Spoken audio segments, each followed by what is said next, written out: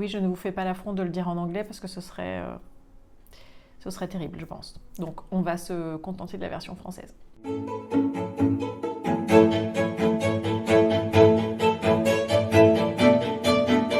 Bonjour à tous, on se retrouve en cette fin de mois de juillet pour une nouvelle vidéo. Et c'est une vidéo que j'ai eu envie de faire à force de regarder plusieurs booktubeurs qui faisaient la même, cette fameuse vidéo de bilan de mi-année. Alors pour ce qui est des catégories, j'ai vu qu'il y avait plusieurs façons de faire et moi j'ai fait un petit peu à ma sauce, mais surtout en m'inspirant, je crois, de celle de Cornelius sur laquelle j'ai pris des notes sur les catégories. Donc j'ai vu qu'il y avait d'autres façons de faire. Bon, j'ai fait en fonction de celle-ci.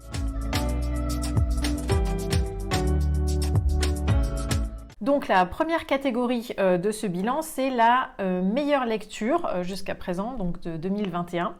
Et donc pour moi, jusqu'à présent, la meilleure lecture, qui a été aussi une lecture un peu surprise, c'est un classique de la littérature britannique, Watership Down. Voilà, aux éditions que j'avais achetées, aux éditions Monsieur Toussaint l'Ouverture, en même temps que j'avais acheté mes Anne de Green Gables. Voilà. Donc la couverture est magnifique. Comme on peut voir, ça brille, voilà. Et donc en fait, pour ne pas l'abîmer, je l'ai lu en version, en enlevant justement la jaquette, mais le livre aussi justement, et lui aussi très très beau. L'histoire, c'est une histoire de lapin, donc c'est de la fantaisie animalière, chose que je ne lis d'habitude jamais, parce que c'est pas vraiment mon truc. Mais en fait, j'ai vraiment beaucoup aimé cette lecture. Donc le pitch de départ, c'est une garenne de lapins qui existe comme une société, et quelques lapins de cette garenne vont décider de partir, donc pour des raisons voilà, que je ne vais pas trop vous dévoiler sur le début, mais en tout cas, certains d'entre eux prévoient un danger et donc vont décider de partir pour fonder une nouvelle société qui correspondra à leurs attentes, à leurs valeurs, etc. Puisque dans cette société-là, ils faisaient partie plutôt pas des décideurs de la société. Donc on est vraiment ici dans l'idée d'un anthropomorphisme au niveau social, c'est-à-dire que toutes ces petites sociétés de lapins fonctionnent comme les sociétés humaines. En tout cas, il y a beaucoup de parallèles qui sont faits. Et effectivement, on voit finalement, donc au gré de leurs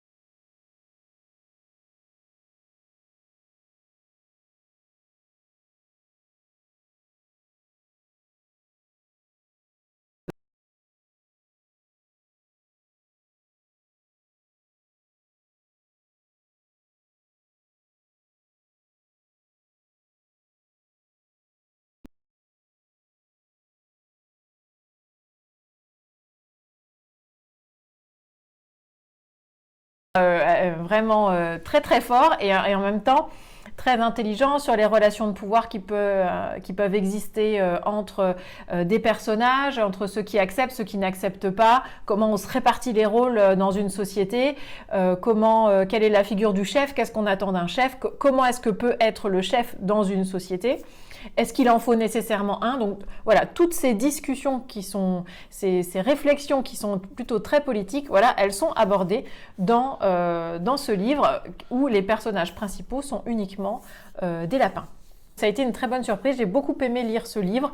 Il y a des moments d'humour, il y a des moments émouvants, on est vraiment sur le côté aussi de l'aventure, c'est-à-dire que voilà, il y a des péripéties qui se passent à chaque étape, il y a des problématiques qui se posent régulièrement, de nouvelles problématiques en fonction des différentes aventures qui sont traversées par ce petit groupe de lapins qui essaye de constituer sa propre société. Et donc on a le côté très aventure, on s'ennuie pas une minute dans ces pages-là. Et c'était un livre que je connaissais pas, que j'ai vraiment découvert en allant commander Anne de Green Gables sur sur le shop de Monsieur Toussaint Louverture. Et donc, voilà, je me suis dit, tiens, pourquoi pas, c'est un classique, je ne le connais pas, je ne l'ai jamais lu. Voilà. Et effectivement, je comprends pourquoi c'est un classique. En plus, il y a le côté un peu très campagne anglaise que moi, j'aime bien particulièrement. Donc, voilà, ça a coché beaucoup de cases d'un type de lecture que j'aime bien.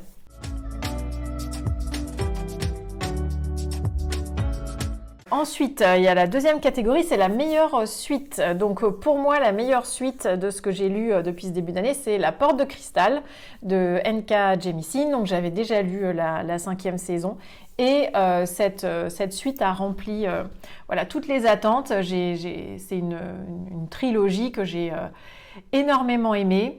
Que j'ai dévoré, c'est-à-dire qu'une fois que j'avais commencé, il fallait que j'ai la suite. C'est très bien écrit, c'est très original, on est à mi-chemin entre la science-fiction et la fantasy. Donc je reviens pas sur le pitch parce que j'avais déjà fait une vidéo où j'avais quand même assez longuement parlé du point de départ de la 5e saison, donc je ne vais pas revenir dessus, et si je vais plus loin, je vais risquer de spoiler ou de trop en dire, mais en tout cas, voilà, j'ai vraiment bien aimé le développement des personnages, le développement de la fille, justement, du personnage principal, sur lesquels on focalise un petit peu plus, et voilà, on avance de plus en plus dans ce monde post-apocalyptique qui est terrible, et voilà, on a un tel attachement aux personnages que ce qui leur arrive, on est vraiment très pris par toutes ces aventures, par ce qui leur arrive, voilà. Donc c'est vraiment quelque chose une suite que j'ai vraiment adoré, et l'ensemble de la trilogie fait vraiment partie de mes ouvrages préférés de ces derniers temps.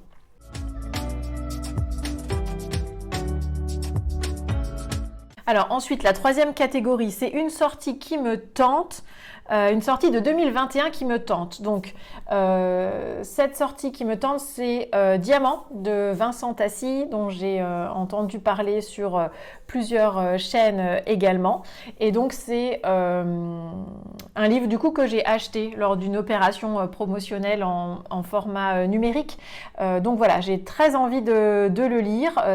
Voilà, j'ai rien lu d'autre de Vincent Tassi, mais voilà, ce que j'en ai lu, ce que j'en ai entendu, la qualité de son écriture, la finesse de son écriture, le monde qui a l'air vraiment très très développé dans Diamant. Donc voilà, si je me souviens bien, c'est l'idée d'un ange qui descend sur Terre et qui doit faire face à plusieurs événements. J'en ai volontairement pas trop lu pour pas être trop vraiment influencé par voilà, ou avoir trop d'attentes, parce que c'est un petit peu le risque quand on attend vraiment un livre dont on entend beaucoup parler. Donc voilà, j'ai pas trop voulu creuser, mais voilà, c'est une des sorties que j'aimerais lire très prochainement.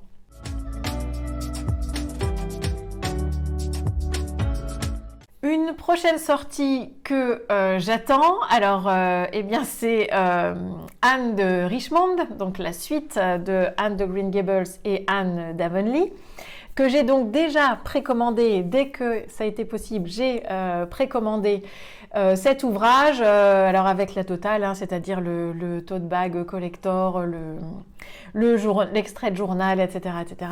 Et j'ai vraiment adoré Anne de Green Gables. J'ai lu dans la foulée la suite. Nous avons regardé avec mes filles l'intégralité des saisons Netflix de Anne with an E, qu'on a vraiment adoré, voilà, toutes les trois, et voilà, donc c'est vraiment un ouvrage que j'attends, qui va arriver au mois d'août, si mes informations sont bonnes, et donc voilà, je pense que je vais me jeter dessus dès qu'il arrivera dans ma boîte aux lettres.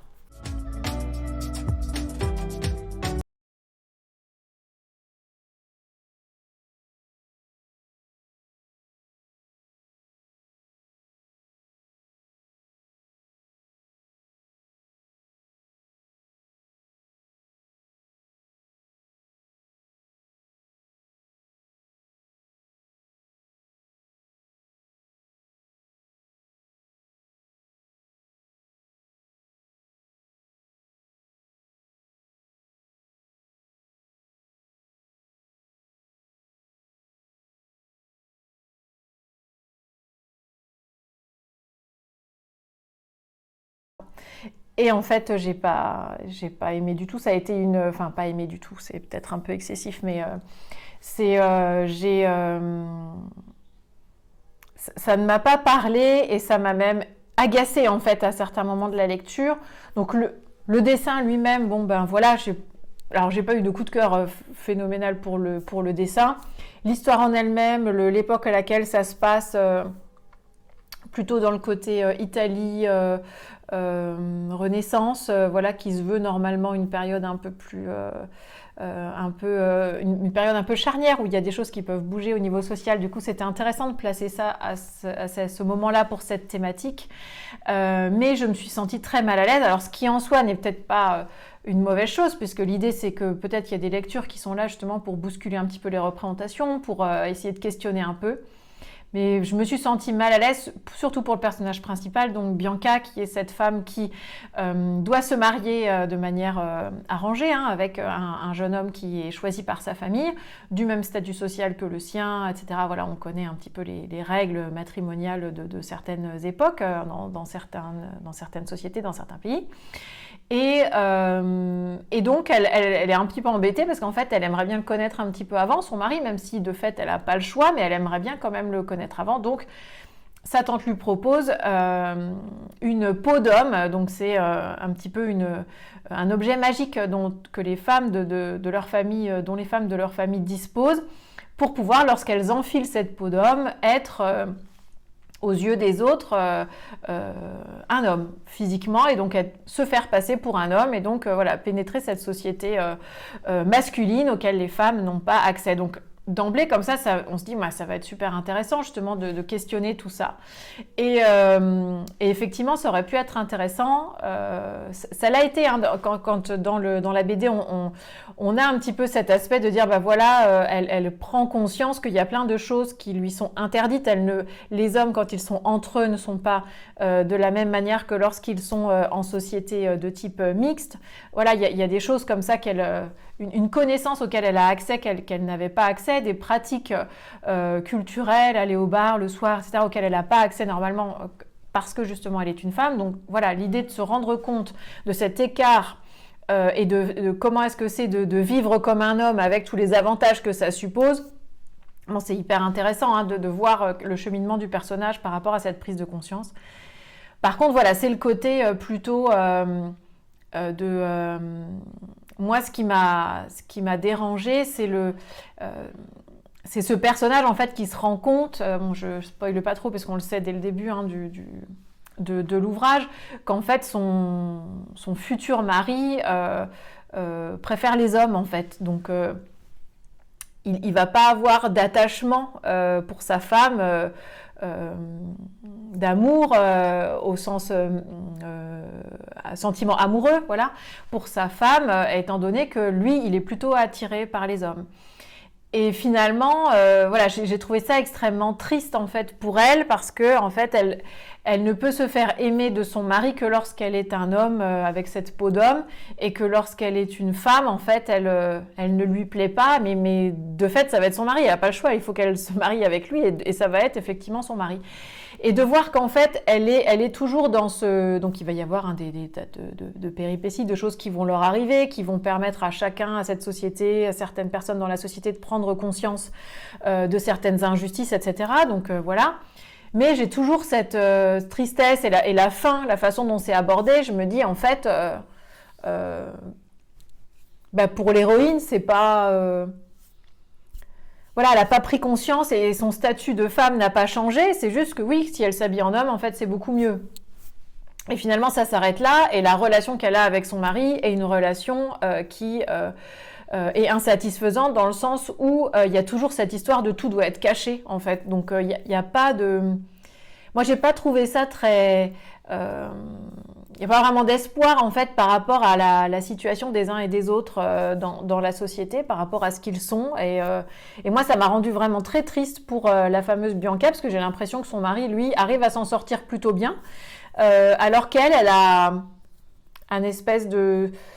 j'ai envie de dire de pis-aller, quoi, de fausses...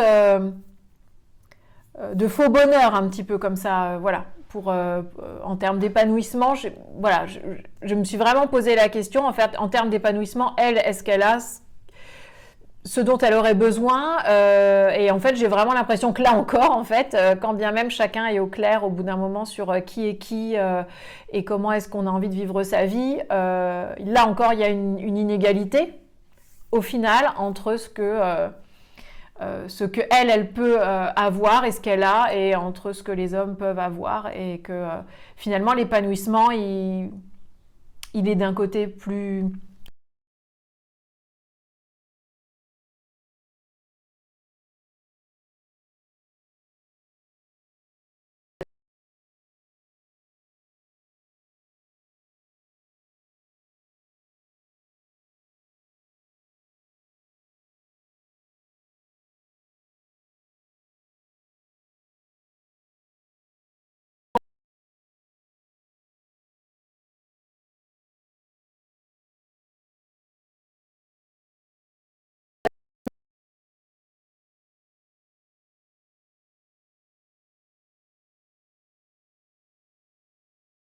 C'était c'était très bizarre, mais voilà, tout le monde a adoré cette BD, et j'ai été très déçue de pas l'avoir, de pas avoir cet élan aussi sur ce livre-là.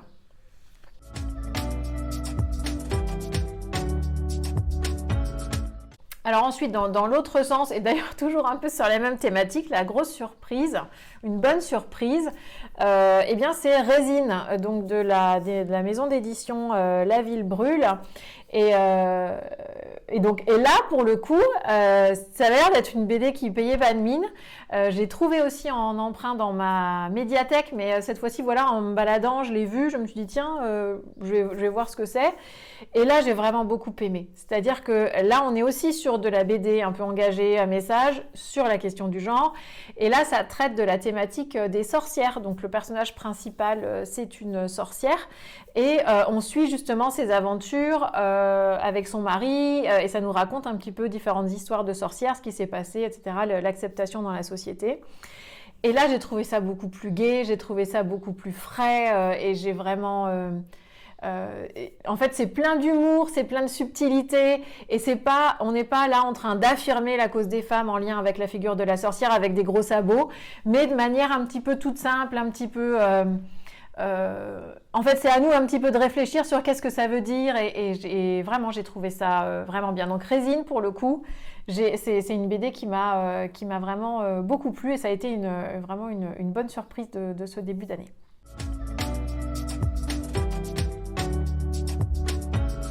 Catégorie suivante, numéro 7, un nouvel auteur favori ou une autrice favorite.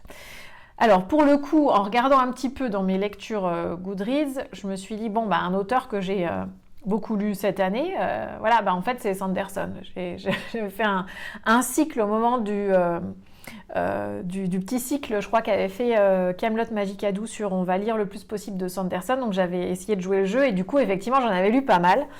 Même si là j'ai arrêté parce que j'avais peur de l'overdose et je voulais surtout pas me retrouver dans cette situation, mais de fait c'est vraiment un auteur que j'ai découvert là ces derniers mois, et qui voilà, à chaque fois j'ai vraiment adoré les lectures. C'est efficace entre guillemets, c'est-à-dire qu'on s'ennuie pas, et c'est très riche, et on découvre plein de choses, et voilà, donc c'est vraiment un auteur que j'ai vraiment découvert ces derniers mois, particulièrement ce début d'année, et que j'aime vraiment beaucoup. En tout cas, c'est l'auteur que j'ai le plus lu. Là, j'ai le plus lu le livre de lui en ce début d'année. Donc si je récapitule, j'ai essayé de lire dans l'ordre, donc j'ai lu Elantris, L'âme de l'empereur, Warbreaker.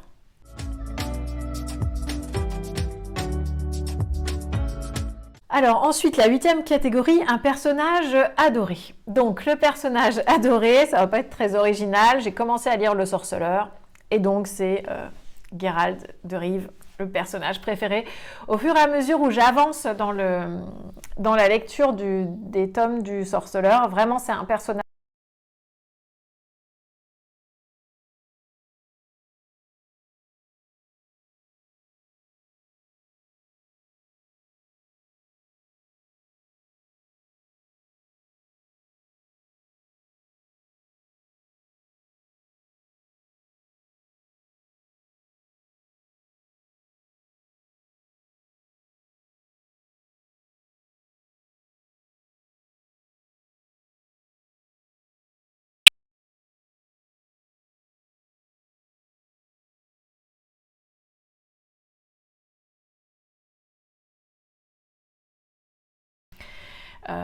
ouais, un peu discutable, un peu, bon voilà,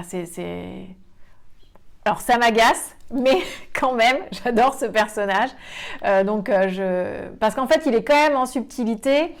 Et on n'a pas affaire quand même à un personnage macho à claquer, parce que ça, non, ça pourrait pas être possible. Hein, voilà, si c'était un personnage comme ça pourrait pas être possible que j'adhère ou que j'aime ce personnage. Mais voilà, c'est vraiment, plus j'avance et plus je trouve qu'il y a de la finesse dans son caractère, dans ses actions, et ouais, j'aime vraiment beaucoup ce personnage. Donc je suis d'autant plus pressée de pouvoir voir la deuxième saison, mais qui ne va pas arriver tout de suite. Hein. Je crois que c'est prévu en décembre sur Netflix, la saison 2 du Sorceleur. Parce que pour être tout à fait honnête, la saison 1, j'ai regardé quelques épisodes et j'ai arrêté parce que pour moi, c'était trop cheap. En fait, j'avais l'impression de regarder une série B du dimanche après-midi sur TF1, quoi, avec des décors en carton-pâte et des trucs un peu pas... Voilà. Alors, outre l'acteur principal, qui, bon, on est d'accord, voilà... À lui tout seul, il fait le job, mais le reste m'a énervé à plusieurs moments et j'ai pas voulu me gâcher un peu le plaisir et avoir vraiment que la série en tête. Donc j'ai arrêté au bout de quelques épisodes et je préfère largement les romans, mais apparemment comme ça a eu beaucoup de succès, il y a plus de moyens pour la saison 2, donc peut-être que la saison 2 correspondra mieux voilà, à mes attentes au niveau visuel, au niveau de l'adaptation de la série sur Netflix. Voilà.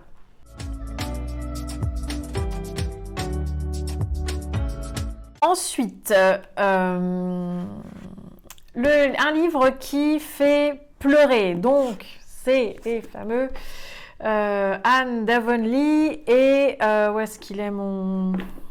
Ah ben il est là. Et donc le premier tome, voilà, de la série Anne de Green Gables. Donc il y a le marque-page parce que ma fille est en train de le lire.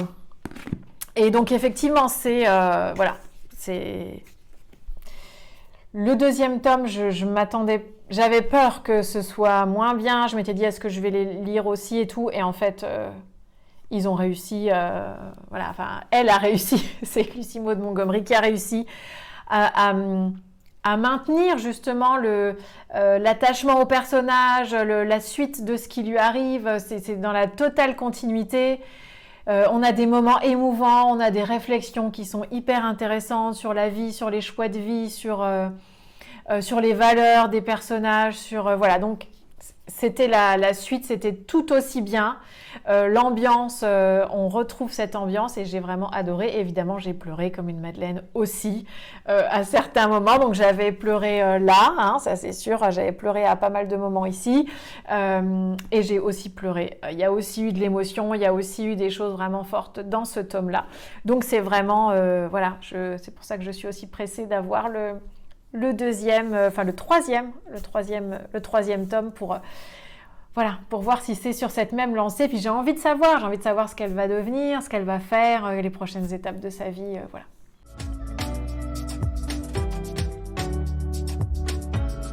Alors ensuite, un livre qui rend heureux. Donc en fait, j'en ai pas trouvé d'autres. Que voilà, c'est ça. C'est vraiment cette série-là, ces derniers temps, qui vraiment qui met du baume au cœur, qui fait relativiser plein de choses, qui met même si on pleure, on est quand même heureux. Donc moi c'est vraiment cette série-là, ces derniers mois, qui a eu cet effet-là sur moi à la lecture.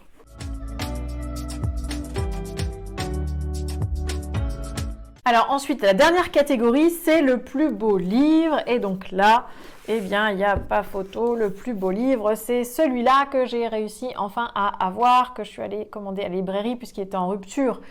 Et que voilà, il y a eu de nouveaux tirages. Donc les éditions Mina Lima, Harry Potter à l'école des sorciers. Et donc c'est effectivement un très très beau livre. Donc bon, je pense que vous l'avez déjà vu, hein, il y a des tas de vidéos qui circulent. Voilà, c'est super bien. Voilà, on a du papier de soie sur chaque page. Voilà. Donc là par exemple c'est la lettre. Je ne sais pas si on va bien voir, mais voilà. C'est très très beau, les illustrations sont magnifiques, c'est sous forme de pop-up ou l'idée de contenu un peu augmenté. Voilà, là par exemple c'est le principe du pop-up aussi, avec les yeux qui bougent de la grosse dame. C'est voilà, quand on aime l'univers, en fait je les ai tous hein, déjà les Harry Potter. J'ai aussi les versions de Jim Kay, mais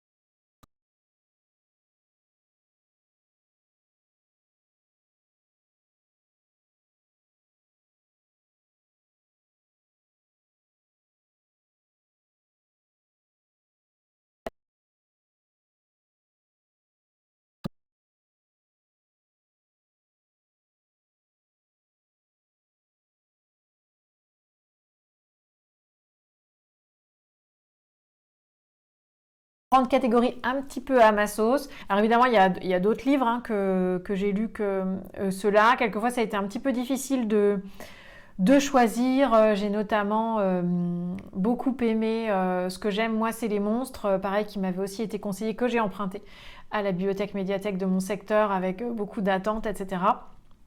Mais je ne savais pas trop dans quelle catégorie le placer, puisque c'est un ouvrage qui est quand même un peu remuant, questionnant, mais qui est graphiquement extrêmement beau. L'ensemble des dessins sont faits au stylo bille. L'histoire aussi de l'autrice est super touchante. Voilà, quelqu'un qui était plutôt qui s'est retrouvé à la suite d'un accident en situation de handicap, qui s'est quand même accroché pour produire cet ouvrage absolument immense, des illustrations voilà, à couper le souffle, extraordinaire, et qui vont tout à fait bien avec le contenu du livre lui-même, qui est des histoires imbriquées dans des histoires où on découvre petit à petit des éléments sur chacun des protagonistes, petit à petit, des choses qui sont traitées de manière très fine et très complexe. Alors, on n'a pas une vision simpliste un petit peu des choses, puisqu'il y a une grosse partie de l'histoire qui se passe dans l'Allemagne nazie. On a la question de la Shoah, de la déportation, etc., sur tout un pan de l'histoire. Et c'est des choses qui sont traitées de manière complexe, pas du tout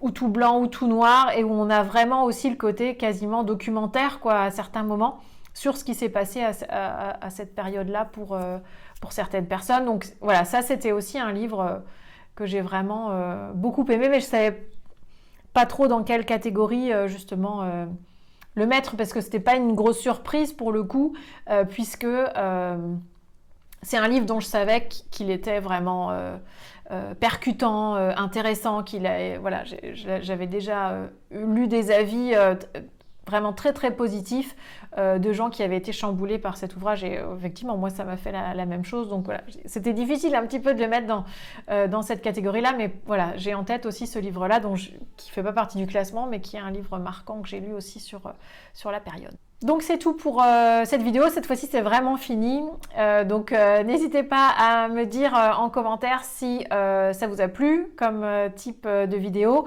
quelles ont été vos lectures marquantes de l'année, si parmi celles que j'ai évoquées eh bien vous avez retrouvé aussi des lectures qui vous ont plu comme ça, ou pas du tout, c'est-à-dire que vous n'êtes pas du tout du même avis que moi sur certains ouvrages.